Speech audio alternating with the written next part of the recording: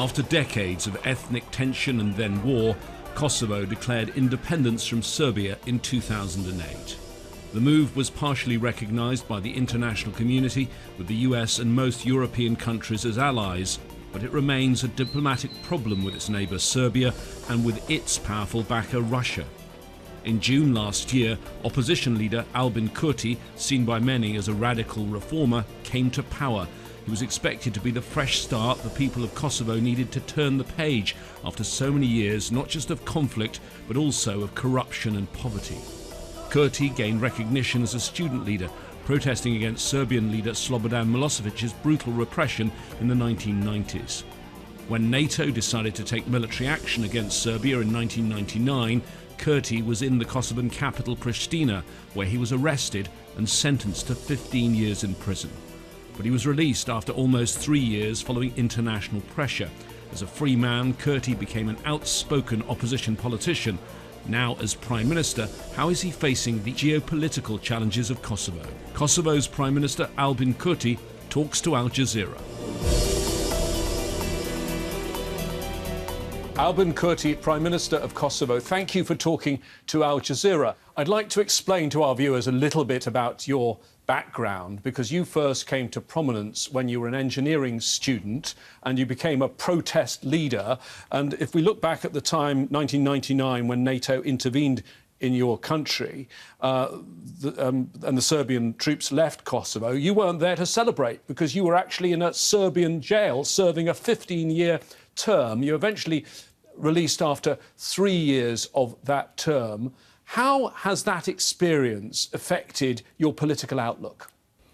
I think it has affected my life, it has affected my character, but I don't think that my political convictions or world view changed.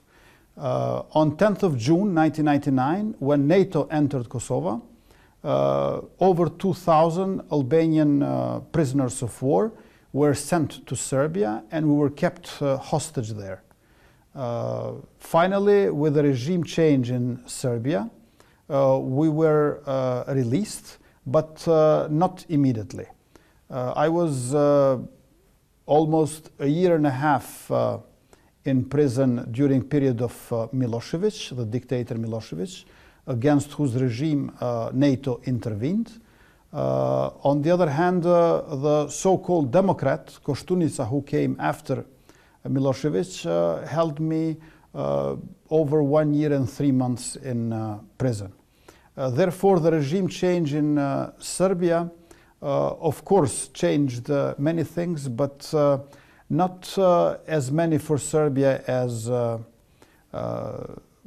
as many for us as for Serbia. On the other hand, the democratic regime which followed Milosevic in Serbia, led by Zoran Đinđić, ended with the assassination of the latter in the year 2003.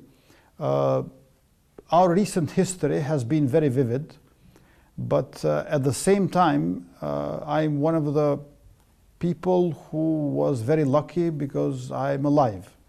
In Kosovo during 1998 and 1999, around 10,000 civilians were killed, 120,000 houses were burned down, destroyed or damaged, 860,000 Albanians were expelled from Kosovo, over 1 million expelled from their homes, and 20,000 women were raped. And still nowadays we have 1,630 missing persons who have been forcefully taken by Serbia. Well, you've given us the context of relations between Kosovo and Serbia from your perspective. You, though, have said recently that talks with Serbia are not your top priority. Why? Well, when we won in elections, we competed with other parties with this idea of jobs and justice. The other thing that we have to take care of is pandemic COVID-19. And I did not say that we are going to neglect it altogether. But if you ask people in Kosovo about their top 10 priorities, dialogue with Serbia is sometimes number 6, sometimes number 7. I said that we made a concession by bringing dialogue as priority number 4, but it cannot enter the top 3 priority because I do not believe that it should be treated like that. And people of Kosovo, when they voted for us as democratic opposition and brought us back into office in the government, they knew what they were doing. So relations with Serbia are important, but Kosovo is an independent country, and among top 3 priorities is not dialogue with Serbia. It is, though, you know, the top priority as regards the international community, and they will be pushing you to focus on it as they've been pushing all your predecessors. And you know, in the past, there have been efforts at a deal. Go back to 2018, and your former president and the Serbian president came close to a deal involving land swaps, swapping areas with a large Serb population in Kosovo for areas with a Kosovan population in Serbia. You're totally against that idea. Why? Wouldn't it be a lasting solution? It wouldn't be a solution at all. It would make things worse. And I want democratic solutions, peaceful solutions. And land swap is an approach which will bring us back to the conflicts of the 90s and which would not remain only within the relation between Kosovo and Serbia, but would spread around the Western Balkan 6. I didn't like this way of doing politics where presidents or prime ministers think that they are monarchs in medieval times when they, where they consider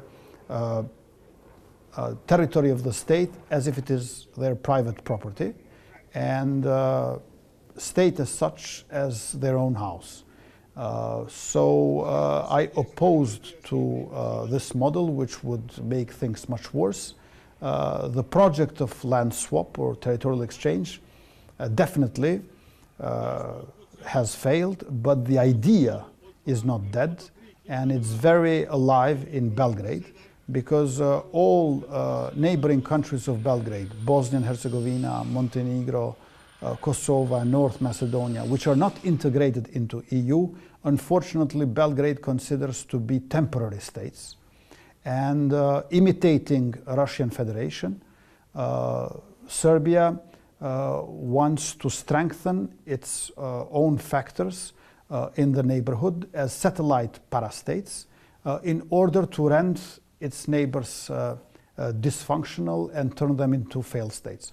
But they have no chance with the Republic of Kosovo. Independent Kosovo is here to stay.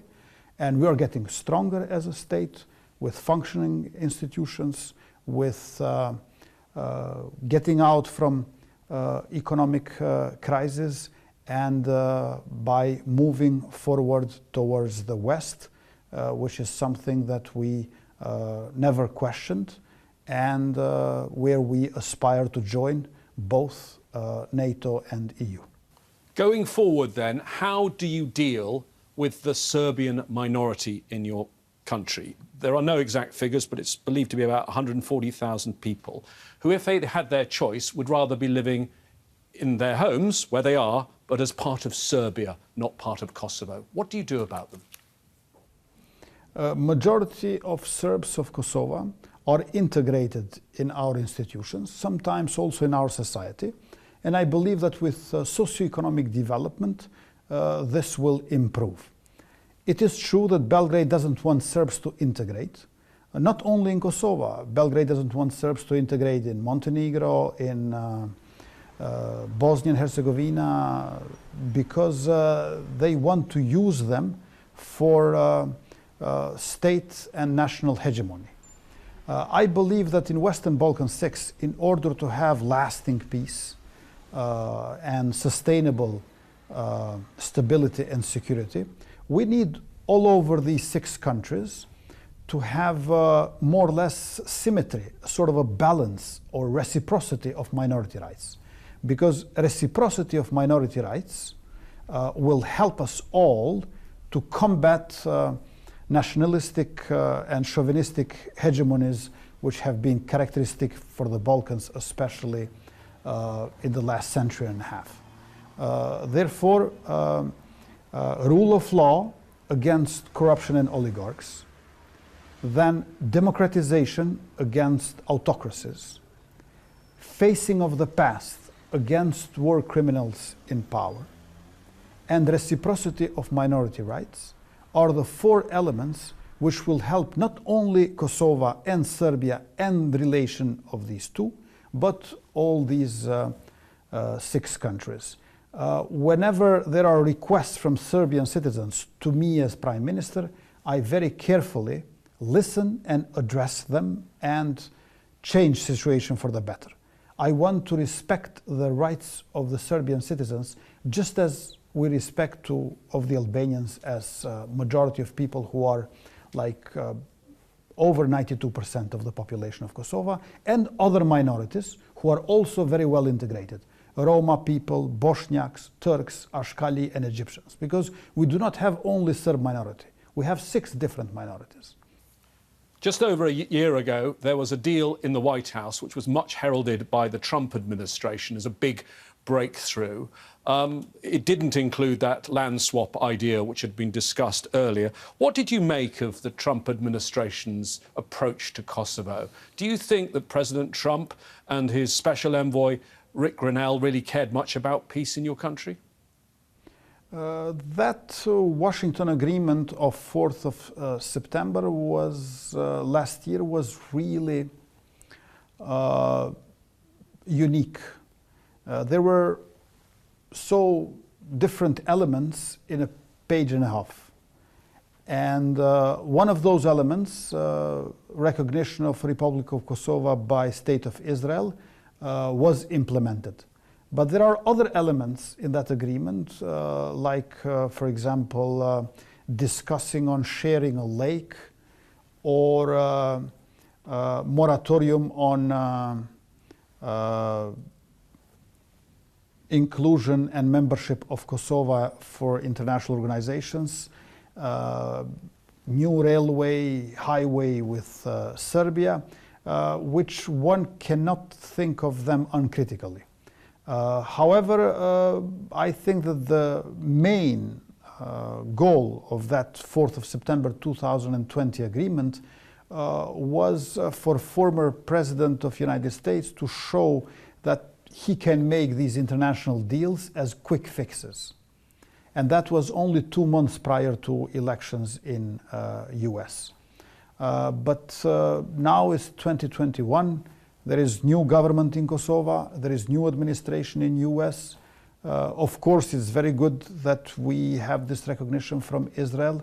But I think that previous administration in US was very different from this one, because they were much more into transactional viewpoint of the world, financial and transactional viewpoint. Whereas current President of the United States, Mr. Joe Biden, he is very much into transatlantic and transformative.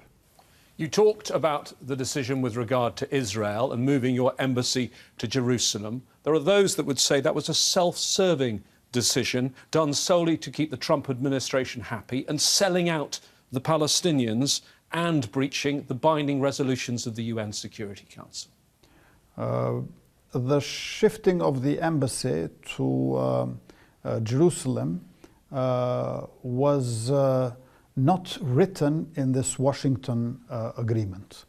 Well, Washington agreement, basically there were 2 different texts signed by Kosovo and Serbia, where these were not combined together in a joint text. So basically everyone pledged to certain things which were not the same ones. And when we came to power, we have already found this newly established embassy of Kosovo. But in Mr. Jerusalem, Prime Minister, you could Israel, go back. You could move the embassy back if you wanted to. This was basically a fait accompli for us. You could move the embassy back if you wanted to. I don't think that is useful, and recognition of Israel neither our embassy in Jerusalem are not against Palestinian people. We want to have very good relations with Palestine and good relations and more economic cooperation and cultural exchange with Israel. Because when NATO bombarded Serbia in 1999, both Israelis and Palestine protested against genocide in Kosovo and supported NATO intervention. But I wish that also Palestine supports now people of Kosovo and independence of Kosovo, and we are for a two-state solution. We think that it is possible to have good relations with the State of Israel and at the same time to have good relations with Palestinian people and denounce any kind of discrimination against them. You're not only the Prime Minister of Kosovo, you're also a citizen of Albania, and you recently voted in the Albanian elections, which may surprise some people. You've also gone on the record saying if there was a referendum, and I know referenda aren't allowed under your constitution, you would choose for your country to become part of Albania. Explain to me why, and tell me, is that a realistic prospect? Republic of Kosovo is the country which made me Prime Minister. I won in these elections for jobs and justice. And this is what I'm seeking for day and night, together with cabinet ministers. And on the other hand, I also have citizenship of Albania, and I use the right to vote in Albania. Kosovo and Albania are two states, but we are not two nations. And of course, affirmation of our connection, getting closer in integration and cooperation between Kosovo and Albania, I want to strengthen. I believe that this is not against anyone else, but we have very complementary economies and geographies that by being linked will help all the people on both sides of the border.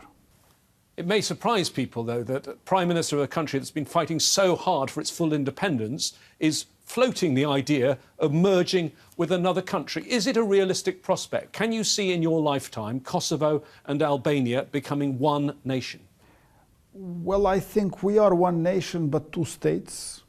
However, I never saw independence of Kosovo in contrast to Albania, but always as an expression of liberation from Serbia.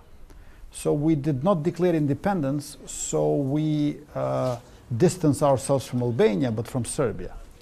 On the other hand, some referendum in the future, democratic, peaceful, would also be an expression of the freedom of Kosovo, not of any kind of imposition to our country or to our people. But then again, it is not me who is going to decide about this.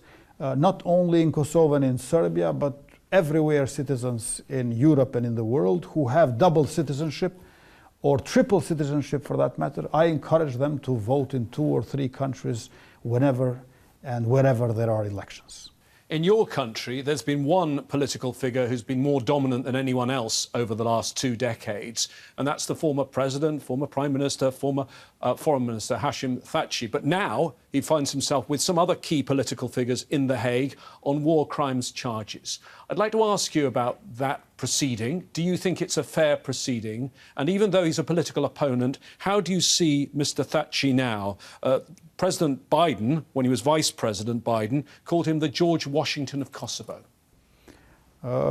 About these specialist chambers or special court, as we in popular manner call this half local, half international court, is not much transparent.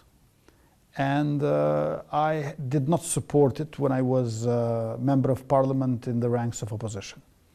I believe that we need normal courts. We need normal justice. We had ICTY, we had International Court of Tribunal in Yugoslavia, Criminal Tribunal in Yugoslavia. Then we had UNMIC, we had EULEX, we had a lot of special courts. We need normal courts now. And I believe that with the strengthening of the state of Kosovo, with the vetting process among the ranks of prosecution and judges in our country, we are going to be able to address all accusations and indictments in the future. Now, specialist chambers are also something that we have found as fait accompli as a government, and we consider that the Kosovo Liberation Army did not commit crimes. There could have been individuals who abused with the uniform of KLA in summer 1999 when all those massacres all over Kosovo were revealed, hundreds of massacres. But I do not consider that Kosovo Liberation Army committed war crimes or crimes against humanity. Let me turn to the dramatic developments we've all seen in Afghanistan in recent weeks. Your country has pledged to be a staging post for some of the people leaving Afghanistan. Can you tell me about the arrangements you're making for that? Also, I believe that some of those who are going to land in Pristina have not passed their initial security screening. First of all, it was mid-July when we started talks with our American partners about the possibility of receiving for a short period of time a number of Afghan refugees. Back then we thought that we have more time than we've gotten, and everything unraveled very fast, so we had to act fast. And we have agreed with the United States of America to receive 2,000 Afghan refugees max. At present, we have 683. And all these Afghan refugees are either special immigrant visas and P2, or citizens and family members who were NATO contractors. I went to the airport of Pristina and welcomed them. I told them that in Kosovo they will be safe. And when it comes to humanitarian issues like this one, or to our special relationship that we have with the United States, who is our most important ally and most strategic partner, we don't deliberate or ask why, we just say how. And now these hundreds of Afghan refugees will stay in Kosovo max for a period of time of 1 year.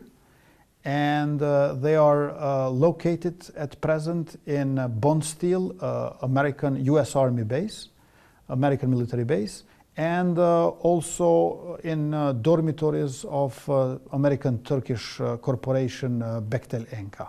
Some claim that America abandoned Afghanistan. Aren't you at all worried that one day the US might retreat from Kosovo as well? President Biden said he's going to end the forever wars. Well, there's still a NATO mission in Kosovo, KFOR, 3,600 troops, and the largest number are from the US.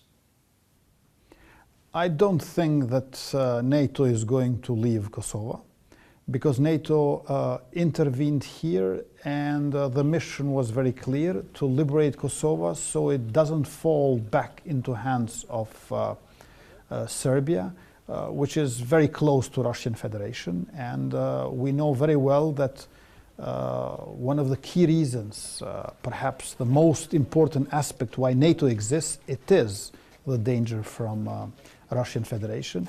And after NATO summit on 14th of June this year in Brussels, it is clearer than ever that NATO in the Balkans, including Kosovo, is here to stay.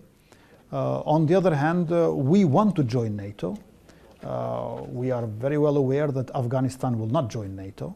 So Kosovo will join NATO, and that's why situation is completely different. We are also strengthening our own army because unfortunately Serbia is not only not recognizing our country and not showing regret for the crimes of the past, but also from time to time grouping and regrouping its military forces around our border, which they can, of course, just have a gaze at it, because definitely they will never dare to do anything similar as they've done in last century. Albin Kurti, Prime Minister of Kosovo, thank you for talking to Al Jazeera. Thank you very much for having me.